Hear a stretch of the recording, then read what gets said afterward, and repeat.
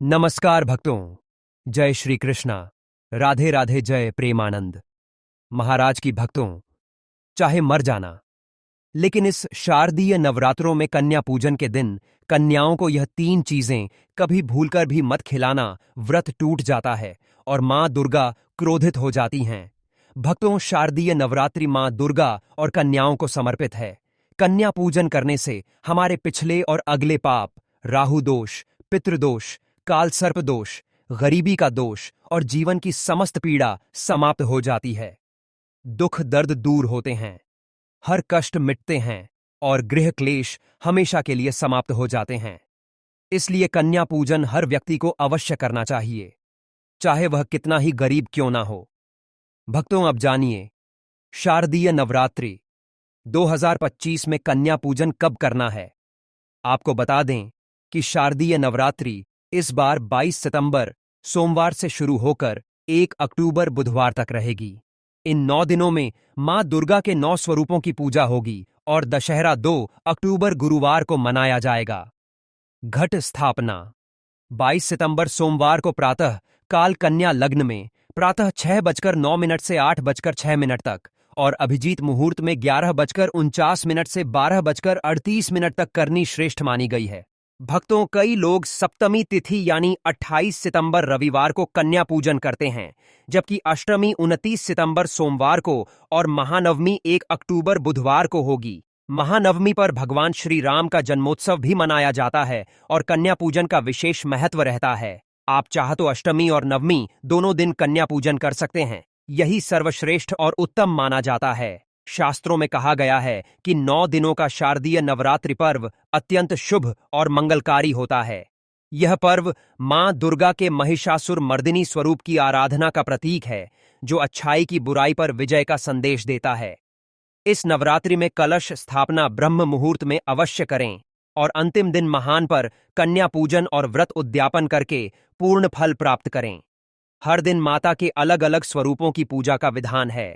पहले दिन मां शैलपुत्री लाल वस्त्र धारण करें, दूसरे दिन मां ब्रह्मचारिणी सफेद वस्त्र, तीसरे दिन मां चंद्रघंटा हरा रंग, चौथे दिन मां कुष्मांडा पीला वस्त्र, 5वें दिन मां स्कंद माता हरे वस्त्र, छठे दिन मां कात्यायनी लाल रंग, 7वें दिन मां काल रात्रि सफेद वस्त्र, 8वें दिन मां महागौरी गुलाबी वस्त्र और नवमी को मां सिद्धिदात्री का विशेष ध्यान करें।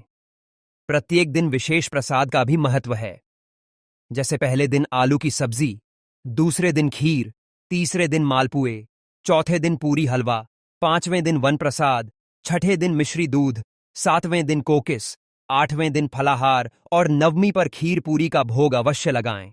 शास्त्रों के अनुसार नवरात्रि में कन्या पूजन से मां दुर्गा अभय वरदान देती हैं और कुंडली के कष्ट दूर करती हैं। मां की भक्ति से दरिद्रता और दुख नष्ट होते हैं। भक्तों, नवरात्रि में सबसे अधिक महत्व कन्या पूजन का ही है। छोटी छोटी कन्याओं में माता रानी का स्वरूप माना गया है। उन्हें प्रसन्न कर उनका आशीर्वाद लेना परम फलदायी होता है। माना जाता है कि कन्या पूजन 10 बार गंगा स्नान करने, 100 बार यज्ञ करने और 1000 बार तीर्थ यात्रा करने से भी अधिक पुण्यदायी होता है। वह मात्र एक बार कन्या पूजन करने से भक्तों को करोड़ों गुना पुण्य प्राप्त होता है और जीवन में अद्भुत सुख समृद्धि का लाभ मिलता है। दुर्गा स्वयं प्रसन्न होकर भक्त के सारे कष्ट हर लेती है। इसी कारण कहा जाता है कि कन्याओं को कभी सताना नहीं चाहिए, क्योंकि जब कन्या रोती है या अपमानित होती हैं तो पूरा ब्रह्मांड कंपित हो जाता है।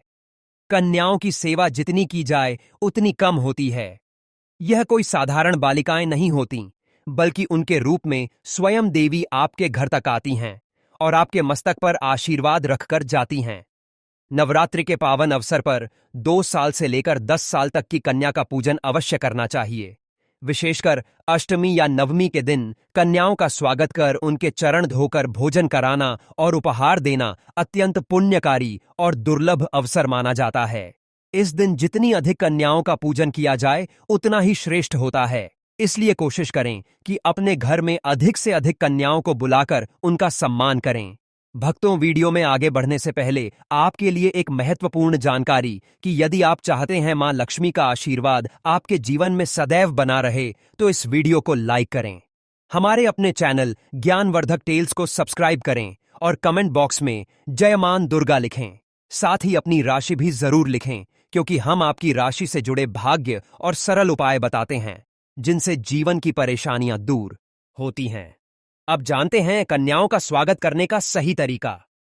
जब कन्याएं आपके घर आए तो सबसे पहले उनके पैरों को दूध और पानी से धोना चाहिए। खासकर पुरुषों को यह कार्य स्वयं करना चाहिए, क्योंकि इससे मां वैष्णवी अत्यधिक प्रसन्न होती हैं। इसके बाद कन्याओं को साफ जगह पर कपड़ा बिछाकर बिठाना चाहिए और उनके माथे पर अक्षत, फूल और कुमकुम का तिलक लगाना चाहिए। फिर उन्हें भोजन कराना चाहिए। ध्यान रखें कि कन्याओं की थाली में कभी भी 3 पूरियां या 3 रोटियां न रखें, क्योंकि यह घोर अशुभ माना जाता है। 3 पूरी या रोटियां केवल मृत्यु संस्कार या जेल में कैदियों को दी जाती हैं। इसीलिए कन्याओं को केवल 2, 4 या 5 पूरियां दी जा सकती हैं, लेकिन 3 भूलकर भी नहीं। भोजन के अंत में कन्याओं के सिर पर लाल चुंदरी ओढ़ाना श्रेष्ठ और शुभ माना जाता है। भोजन में उन्हें खीर, पूरी, हलवा, चना, आलू की सब्जी, सी छोले आदि खिलाना चाहिए। पनीर की सब्जी भी दी जा सकती है, लेकिन प्याज और लहसुन से बनी कोई भी वस्तु कन्याओं को नहीं खिलानी चाहिए। यदि ऐसा किया तो व्रत भंग हो जाएगा और मां दुर्गा रुष्ट हो सकती हैं। कई लोग गलती से बाजार से लाए पैकेट वाले खाद्य पदार्थ जैसे कुरकुरे या चिप्स खिलाते हैं, जो अशुभ होता है, क्योंकि इनमें लहसुन, प्याज का उपयोग होता है।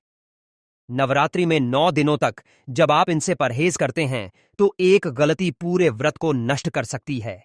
इसीलिए कभी भी डिब्बा बंद या बाजारू वस्तुएं कन्याओं को ना दें। भोजन हमेशा घर का बना होना चाहिए। शास्त्रों में कहा गया है कि मां को अपने हाथों का बना हुआ भोजन सबसे प्रिय है।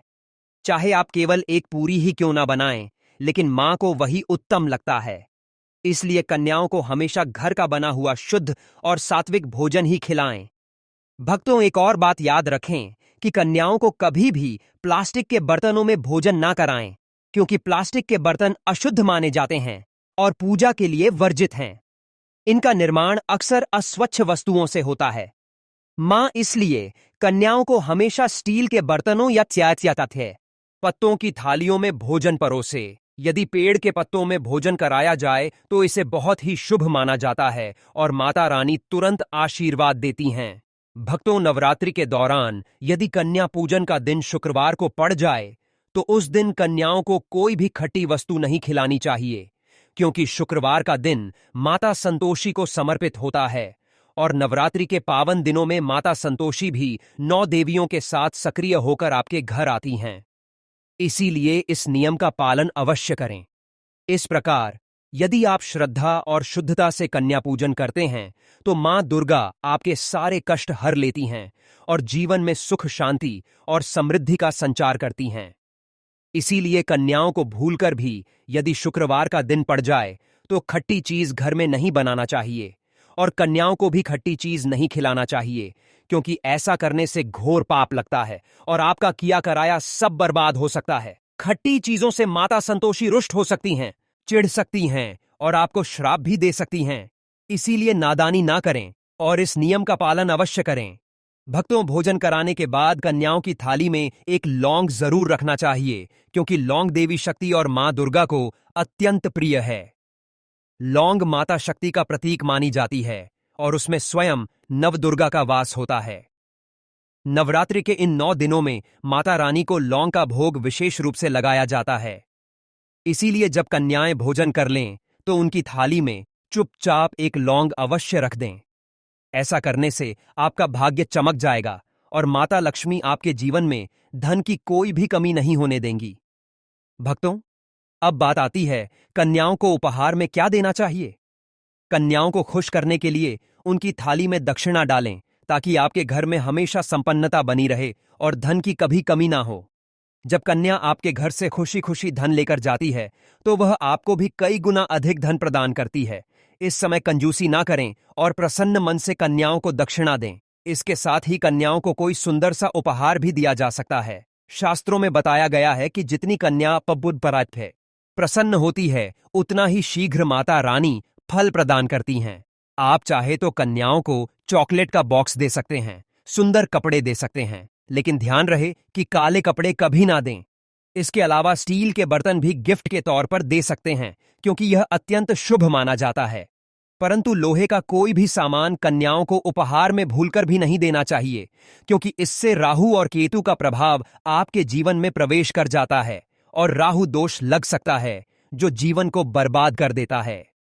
भक्तों, जब कन्या आपके घर से विदा ले तो उनके चरण अवश्य छूकर आशीर्वाद लेना चाहिए और उसी समय अपने मन की प्रार्थना को सच्चे दिल से मांगे। मां रानी सच्चे मन से मांगी हुई मुराद अवश्य पूरी करती हैं।